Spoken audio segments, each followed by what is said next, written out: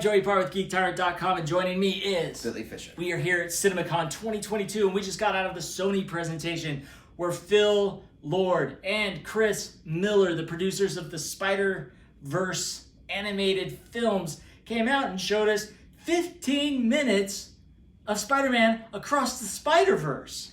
What? It was amazing. It was so cool. So they came out and they were teasing us saying, oh, we don't have a sizzle reel for you guys. We have nothing ready for you guys. It's such a big production. And they said, well, how about the first 15 minutes? So, of course, everyone's like, yeah, let's watch it. And it wasn't the finished product. We were getting storyboards. We were getting not fully... I mean, it's a full scene. It's a full 15 minutes, but it's all cut together with unfinished footage, basically. Right.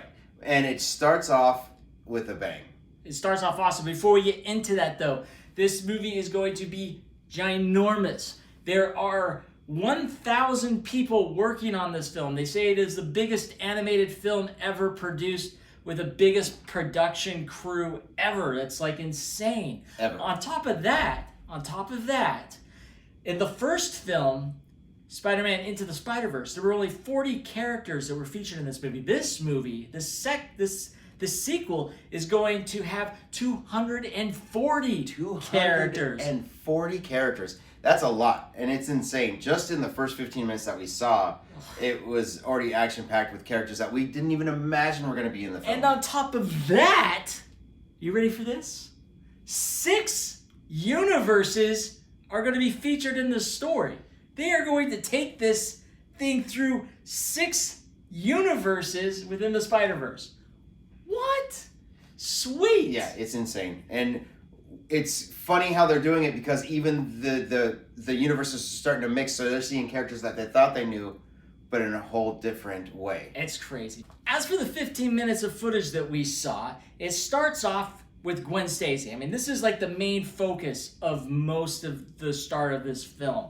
Her and her dad are going through some issues. Her dad is looking to catch this Spider-Woman, his daughter, who murdered Peter Parker, but it's an accident, right? And she is like kind of freaking out because her dad is looking for her. She's right there. Yeah, it's tense. You can feel the tension. So this is not Miles Morales' universe. This is Universe 65 that has SpiderGwen in it. And in this, she is trying to show her dad that maybe the Spider-Woman isn't bad, but he's not hearing it. He's hell-bent on catching her. Yes. And so as they're having this conversation, he gets a call, and he's like, Spider-Woman's going to be there, and this is my chance to get her. And she's like, oh, great. But at the same time, she's like, well, I got to go to this thing because I need to save people. And so she jets off too, swings into action, and there she is fighting Vulture. An awesome, very different version of Vulture that we've never seen before. A sepia tone Vulture, which is so funny and so crazy. It's so cool because when they say over the radio, they say it's Adrian Toomes, it's the Vulture, you see everyone's version from Universe 65, what it looks like. Yeah. But when she gets there, it's completely different. Totally unexpected. Speaking Italian.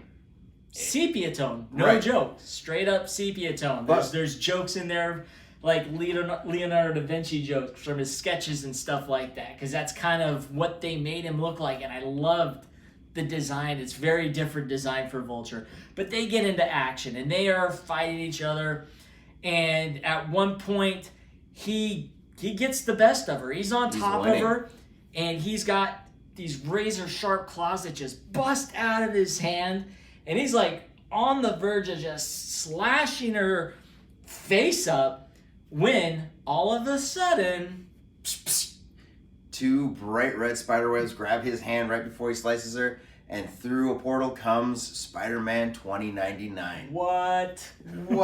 So we get, we don't only get Spider-Gwen, we get Spider-Man 2099. Which we knew was coming, but we didn't know how the character was going to be introduced. So this is like the introduction of Spider-Man 2099 into this storyline. And initially, while he's fighting the Vulture, he's explaining to Spider-Gwen when you guys broke Kingpin's collider. It broke open the multiverse, and now he's trying to fix it. He's going, because there's these villains going all over the place and from all over dimensions into different, everything's just spilling in together, and he's just trying to fix it. He's got this team, but as they're fighting, right, they are going through it. At one point, he has to ask for help, and he's got this hologram assistant.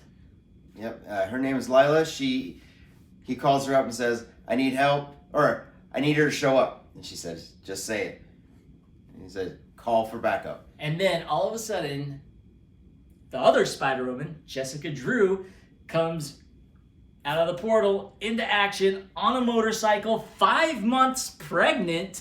Shooting webs out of her fingertips. It's fantastic. Which is so fun and cool. It was very different. Cool. Just, it was awesome. So the fight goes down. Eventually, the group of spider people, they take down Adrian Toomes. They stop a helicopter from crushing people. Yep. All good things, right? But also the action is just like so like dynamic and exciting. Like if you saw the first film, it's that same kind of vibe, but it's more. Right. And one of the things that the producers, Lord and Miller, told us, every universe has a different animation aspect to it. Which makes it so cool. So cool. And we're excited to see it. Push comes to shove in the end, SpiderGwen leaves. So SpiderGwen, after everything's all said and done, she's just kind of like in this just wreckage, like building just wreckage around her, just demolished. And she's just taking a breather. She's just like, right? And then her dad comes out of the shadows behind her, gun drawn, and, he's like, freeze, right? Yeah. He's like, you're under arrest. And she's racked. She doesn't know what to do. She's just there. Now she's in this situation that she didn't think she'd find herself in anytime soon. And she ends up pulling off her mask and revealing that, hey, I'm your daughter. Right. And his face just drops. And at this point, there's this mood, this conflicted mood that you see. You just see this change in his face. He's devastated. He is confused. And she's trying to explain it. She didn't murder Peter Parker. Yeah. It was an accident. And she's pleading for him just to listen to her. She's pleading with everything. Like, I am your daughter. Do you think that I would kill somebody? And what does he do? You're under arrest. Starts reading her Miranda rights. And you're just like, no. What? Oh, and she just like breaks down, like mentally. Everything just her mind just kind of crashes and melts. And now she's in this situation where she's just like, what do I do now? My dad's really going to arrest me. Yeah. And then Spider-Man 2099 comes in, puts this force field cage kind of around Captain Stacy. Yep.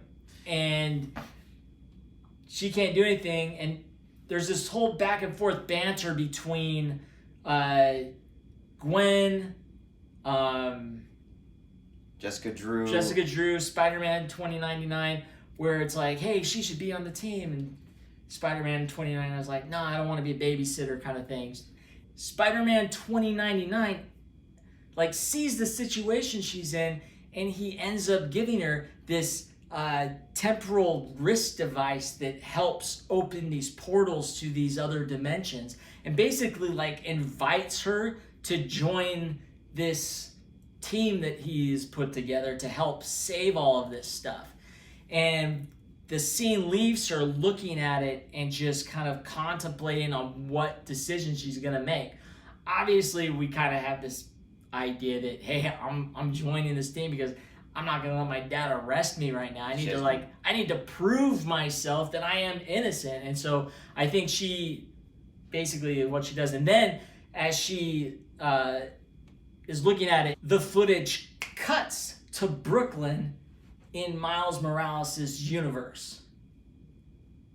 And he's late for a meeting with his guidance counselor and his parents because they are talking about his future at college.